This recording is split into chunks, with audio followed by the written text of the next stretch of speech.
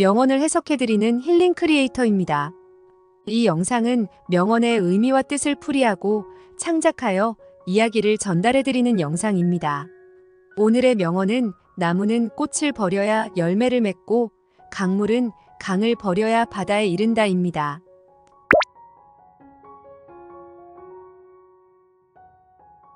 오늘은 석가모니 부처님의 명언 중 하나인 나무는 꽃을 버려야 열매를 맺고 강물은 강을 버려야 바다에 이른다에 대해 깊이 있게 살펴보려고 해요. 이 명언은 단순히 나무와 강물에 대한 이야기가 아니라 우리 삶의 방향과 자세에 대한 깊은 통찰을 담고 있거든요. 먼저 나무의 이야기부터 할까요? 나무는 봄이 되면 아름다운 꽃을 피워요. 온갖 색깔의 꽃들로 뒤덮인 나무는 정말 눈부시게 아름답죠. 하지만 나무에게 정말 중요한 건 이 꽃이 아니에요. 꽃은 지고 나서야 비로소 열매를 맺을 수 있기 때문이죠. 만약 나무가 꽃에 집착해서 계속 꽃만 피우려고 한다면 정작 중요한 열매를 맺지 못할 거예요. 이는 우리 인생에도 마찬가지입니다. 우리는 종종 현재의 즐거움과 안락함에 집착하곤 해요. 안정적인 직장, 편안한 일상, 즐거운 관계 등이 바로 그런 것들이죠. 하지만 우리가 정말 원하는 삶의 열매를 맺기 위해서는 때로는 이런 것들을 과감히 버릴 줄도 알아야 해요. 새로운 도전을 하기 위해 안정적인 직장을 그만두는 것, 더 나은 미래를 위해 현재의 즐거움을 잠시 미루는 것, 성장을 위해 익숙한 환경을 떠나는 것 등 이런 선택은 결코 쉽지 않아요.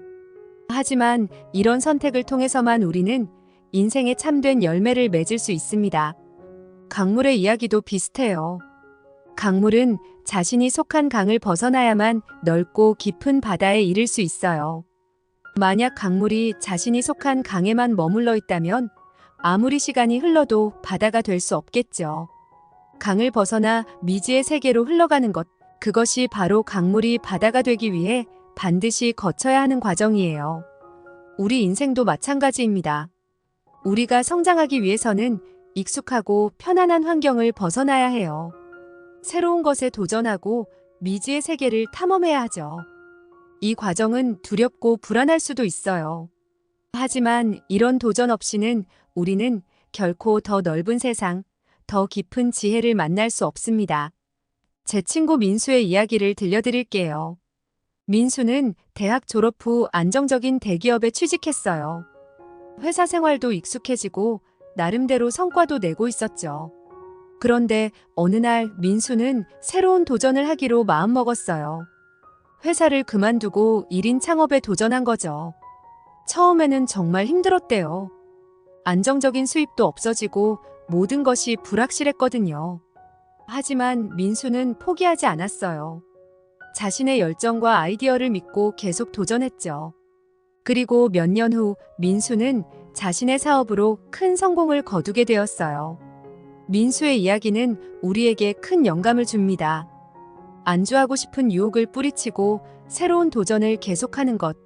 그것이 바로 우리가 더 큰 성장을 이루기 위해 반드시 거쳐야 할 과정이에요. 물론 이런 선택이 쉽지만은 않아요. 버려야 할 것들에 대한 미련, 새로운 도전에 대한 두려움 등이 우리를 주저하게 만들죠.